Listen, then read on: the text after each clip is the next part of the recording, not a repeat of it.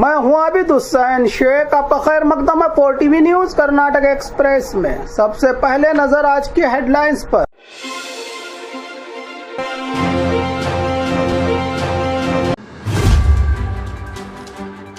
बेंगलुरु से शुरू हुआ राजनीतिक का नया टकराव। आरएसएस के फाइनेंशियल जराये पर प्रियंक खरगे के 11 सवाल, मोहन भागवत का जवाब। गाय की हत्या रोकने के नाम पर पुलिस पहुंची मस्जिदों में, मुस्लिम समाज ने जताई नाराजगी, मामला बना विवाद। राज्य में जगह जगह टीपू सुल्तान के जयंती का जश्न, श्रीरंगापट्टन में टीपू जयंती पर लगी पाबंदी। 15 साल में सरकारी स्कूलों में 30% की कमी, बच्चे जा रहे हैं प्राइवेट स्कूलों में। मैसूरू की मशहूर स्कूल में रैगिंग का मामला, स्टूडेंट के साथ मारपीट, 3 स्टूडेंट्स और स्कूल प्रशासन पर एफआईआर दर्ज। परप्पन अग्रहार झेल स्कैंडल पर बेंगलुरु में बीजेपी का हंगामा, कई नेता गिरफ्तार। गदग पुलिस की बड़ी कार्रवाई, चोरी और गांजा के 2 मामलों में 4 आरोपी गिरफ्तार।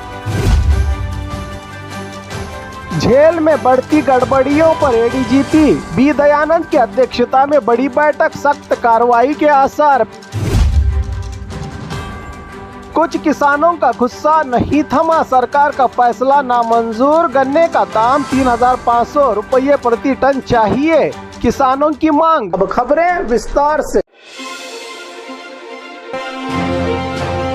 बेंगलुरु से शुरू हुआ राजनीतिक का नया टकराव। आरएसएस के फाइनेंशियल जराये पर प्रियंक खरगे के 11 सवाल, मोहन भागवत का जवाब। कर्नाटक में आरएसएस पर लगाम लगाने की तैयारी के बाद राज्य सरकार के मंत्री प्रियंक खरगे ने आरएसएस के रजिस्ट्रेशन और फाइनेंशियल संसाधनों पर सवाल उठाए थे। अब बेंगलुरु में आयोजित एक प्रोग्राम के दौरान आरएसएस के प्रमुख मोहन भागवत ने इन सवालों का जवाब देते हुए कहा कि संघ के स्वयंसेवक हर साल गुरु दक्षिणा के तौर पर अपनी कमाई का हिस्सा संघ को देते हैं। ये चंदा नहीं बल्कि एक समर्पण है। लेकिन भागवत के इस बयान के बाद प्रियंक खरगे ने एक्स अकाउंट पर 11 नए सवालात दाग दिए हैं। इन्होंने पूछा है कि क्या ये स्वयंसेवक कौन है और इन्हें कैसे पहचाना जाता है, दिए जाने वाले गुरु दक्षिणा की राशि की कितनी होती है कीमत, पैसा किस रास्ते से लिया जाता है, आरएसएस अपनी रजिस्टर्ड संस्था को सीधे तौर पर दान क्यों नहीं देता, बिना रजिस्ट्रेशन के फाइनेंशियल व्यवस्था कैसे चलाती है, पूरे वक्त काम करने वाले प्रचारकों को तनख्वाह कौन देता है, रोज के खर्च कहां से पूरे होते हैं, स्वयंसेवकों के संघ के प्रोग्रामों और अभियान के लिए इतना बड़ा फंड कहां से आता है, स्वयंसेवक जब संघ की वर्दी, यूनिफॉर्म या सामान खरीदते हैं तो इस रकम का हिसाब कहाँ जाता है, लोकल शाखाओं और दफ्तरों के खर्च का बोझ कौन उठाता है। राष्ट्रीय स्तर की संस्था होने के बावजूद आरएसएस अब तक रजिस्टर्ड क्यों नहीं है। उधर मोहन भागवत ने अपने भाषण में कहा कि मुसलमान और ईसाई भी संघ में शामिल हो सकते हैं, बस वो खुद को भारत माता का सपूत समझे। अब कांग्रेस के मंत्री प्रियंक खरगे और आरएसएस के दरमियान ये नया टॉक वार तेजी से बढ़ रहा है आगे। अब देखना ये होगा कि ये चर्चा अब कहां जाकर रुकती है।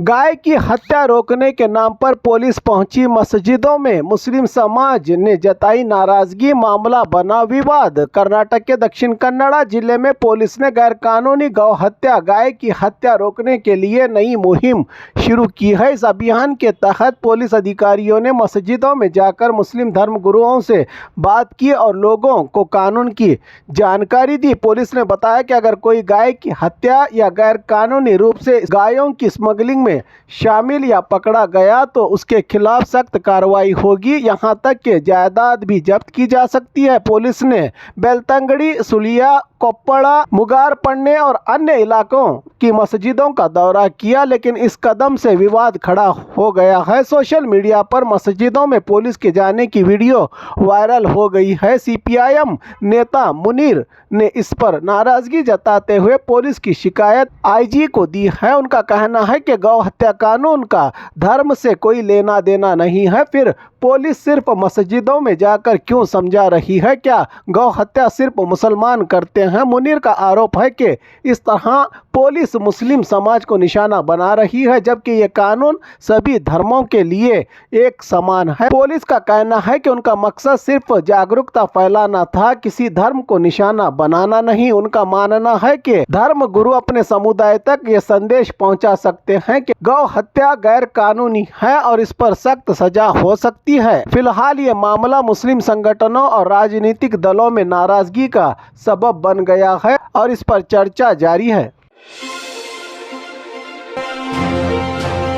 राज्य में जगह जगह टीपू सुल्तान के जयंती का जश्न। श्रीरंगापट्टन में टीपू जयंती पर लगी पाबंदी। मंडिया जिला श्रीरंगापट्टन में आज टीपू जयंती के चलते टीपू जयंती मनाने पर लगी है पाबंदी। रात 9 बजे तक लागू रहेगा आदेश। टीपू जयंती के मौके पर आज राज्य के कई जगह कोने कोनों में शहीद टीपू सुल्तान रहमतुल्लाह अलैह के जयंती का जश्न मनाया गया, तो वहीं मंडिया के श्रीरंगापट्टन में प्रशासन ने शांति और कानून व्यवस्था बनाए रखने के लिए धारा 144 लागू की है। तहसीलदार चेतन यादव ने आदेश जारी करते हुए कहा कि सुबह 6 बजे से रात 9 बजे तक किसी भी तरह की रैली, जुलूस, सभा या विरोध प्रदर्शन करने की अनुमति नहीं होगी। आदेश में कहा गया है कि अगर कोई व्यक्ति या संगठन पाबंदी का उल्लंघन करता है तो पुलिस कानूनी कार्रवाई करेगी। जानकारी के मुताबिक कुछ संगठनों ने टीपू जयंती मनाने की योजना बनाई थी, इसीलिए एहतियात के तौर पर यह कदम उठाया गया है ताकि शहर में कोई तनाव न बढ़े। फिलहाल श्रीरंगापट्टन में हालात शांतिपूर्ण हैं और पुलिस ने सुरक्षा के कड़े इंतजाम किए हैं, तो वहीं राज्य भर में अपने अपने तौर पर टीपू सुल्तान के चाहने वालों ने टीपू जयंती मनाकर देश की आज़ादी के लिए मैदान जंग में अपनी शहादत देने वाले महान सपूत को बड़े ज़बरदस्त तरीके से याद करके श्रद्धांजलि दी गई। 15 साल में सरकारी स्कूलों में 30% की कमी, बच्चे जा रहे हैं प्राइवेट स्कूलों में। पिछले 15 सालों में सरकारी स्कूलों में बच्चों की तादाद 30% तक घट गई है। 2010-11 में पहली कक्षा से लेकर 10th तक करीब 55 लाख बच्चे सरकारी स्कूलों में पढ़ते थे, लेकिन 2025 में ये तादाद घटकर सिर्फ 38 लाख रह गई है। सरकार की ओर से मुफ्त एडमिशन, यूनिफॉर्म, किताबें, दोपहर का खाना और दूध योजना जैसी कई सुविधाएं देने के बावजूद भी माता पिता अपने बच्चों को प्राइवेट स्कूलों में भेज रहे हैं। शिक्षा विभाग के सर्वे के अनुसार प्राइवेट स्कूलों में बच्चों के एडमिशन में 32% की बढ़ोतरी हुई है। ये दिखाता है कि लोगों का भरोसा सरकारी स्कूलों की शिक्षा से कम होता जा रहा है। मैसूरू के मशहूर स्कूल में रैगिंग का मामला, स्टूडेंट के साथ मारपीट, 3 स्टूडेंट्स और स्कूल प्रशासन पर एफआईआर दर्ज। मैसूरू के एक मशहूर प्राइवेट स्कूल में रैगिंग का सनसनीखेज मामला सामने आया है। स्कूल के हाई स्कूल सेक्शन में कुछ स्टूडेंट्स ने एक स्टूडेंट के साथ मारपीट की, उसके प्राइवेट पार्ट्स पर हमला कर उसे गंभीर रूप से घायल कर दिया। इस मामले को स्कूल मैनेजमेंट ने पहले छिपाने की कोशिश की, लेकिन खबर मीडिया में आने के बाद पुलिस हरकत में आ गई। जया लक्ष्मीपुर पुलिस स्टेशन में स्कूल मैनेजमेंट, एक टीचर और 3 स्टूडेंट्स के खिलाफ एफआईआर दर्ज की गई है। पीड़ित स्टूडेंट्स के माता पिता ने पुलिस में शिकायत दर्ज कराई थी। आरोप है कि हमलावर स्टूडेंट्स ने उससे 3000 रुपये और मोबाइल छीन लिया और फिर बाथरूम में ले जाकर बुरी तरह से पीटा। पहले स्कूल मैनेजमेंट ने मामले को दबाने और समझौते की कोशिश की, लेकिन अब पुलिस ने आरोपियों के खिलाफ केस दर्ज कर जांच शुरू कर दी है। मामले की जांच जारी है और पुलिस ने कहा है कि सख्त कार्रवाई की जाएगी। परप्पन अग्रहार झेल स्कैंडल पर बेंगलुरु में बीजेपी का हंगामा, कई नेता गिरफ्तार। बेंगलुरु में परप्पन अग्रहार झेल स्कैंडल कैदियों को शाही मेहमान नवाजी के वीडियो वायरल होने के खिलाफ बीजेपी नेताओं ने मुख्यमंत्री सिद्धरामैया के घर के बाहर जबरदस्त प्रदर्शन किया। प्रदर्शन के दौरान बीजेपी कार्यकर्ताओं ने नारे लगाए, कांग्रेस सरकार नहीं चलेगी, नहीं चलेगी। इस विरोध प्रदर्शन की अगुवाई बीजेपी के राज्य अध्यक्ष BY विजेंदर, अपोजिशन के नेता अशोक नारायण स्वामी, CT रवि और CN अश्वत्थ नारायण ने की। मीडिया रिपोर्ट्स के मुताबिक बीजेपी नेताओं ने CM के घर का घेराव करने की कोशिश की, जिसके बाद पुलिस ने तुरंत कार्रवाई करते हुए सभी नेताओं और कार्यकर्ताओं को हिरासत में ले लिया। बीजेपी का आरोप है कि कांग्रेस सरकार जेल घोटाले को दबा रही है और अपराधियों को जेल में स्पेशल सुविधाएं दे रही है, जबकि आरोपियों पर कार्रवाई की सख्त जरूरत है का दबाव डाला बीजेपी के नेताओं ने।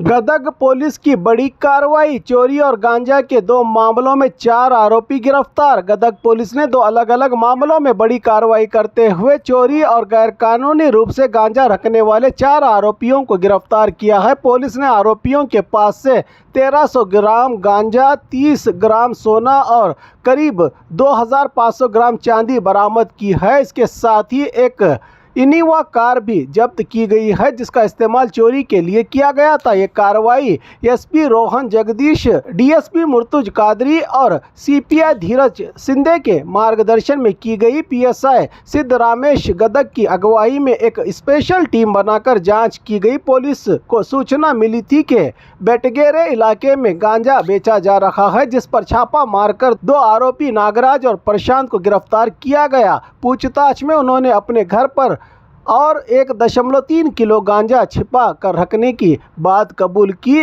जिला SP रोहन जगदीश ने इस सफलता पर टीम को बधाई देते हुए इनकी प्रशंसा की है।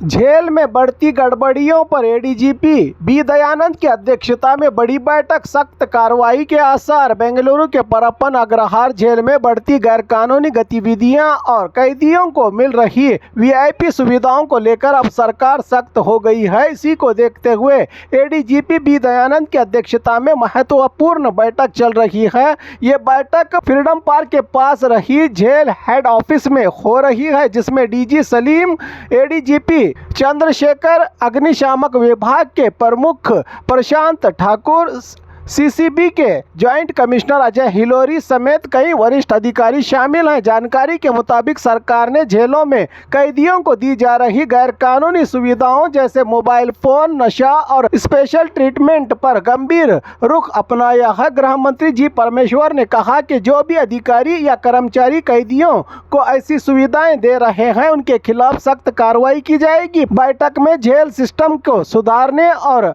डिसिप्लिन लाने पर गहरी चिंता और चर्चा हो रही है, ताकि आने वाले दिनों में ऐसी घटनाएं दोबारा ना हो। सूत्रों के अनुसार कुछ जेल अधिकारियों को सस्पेंड करने या FIR दर्ज करने की संभावना जताई जा रही है। सरकार का कहना है कि जेल सुधार की जगह होती है, शाही मेहमान नवाजी का ठिकाना नहीं, इसलिए अब लापरवाह अधिकारियों पर कड़ी कार्रवाई तय मानी जा रही है। कुछ किसानों का गुस्सा नहीं थमा, सरकार का फैसला नामंजूर। गन्ने का दाम 3,500 रुपये प्रति टन चाहिए, किसानों की मांग। कई दिनों से चल रहे संघर्ष के बाद मुख्यमंत्री सिद्धरामैया ने गन्ने की कीमत का ऐलान किया, लेकिन बागलकोट जिला के मुधोल इलाके के किसान अब भी सरकार के फैसले से खुश नहीं हैं। राज्य भर में किसान जश्न मना रहे हैं, लेकिन मुधोल के किसानों ने CM के आदेश को ठुकरा दिया। सरकार ने गन्ने का दाम 3,300 रुपये प्रति टन तय किया है, जबकि किसान 3,500 रुपये प्रति टन की मांग पर अड़े हुए हैं। मुधोल में मंत्री RB तिम्मापुर की अगुवाई में हुई बैठक में बेनतीजा रही मीटिंग। किसानों का आरोप है कि सरकार फैक्ट्री मालिकों के पक्ष में काम कर रही है, किसानों के नहीं। नाराज किसानों ने कहा कि जब तक उनकी मांगे नहीं मानी जाती, हड़ताल और धरना जारी रहेगा। कई किसान रात भर सड़कों पर बैठे रहे। उधर हावेरी हुबली और धारवाड़ जिलों में भी किसानों का आंदोलन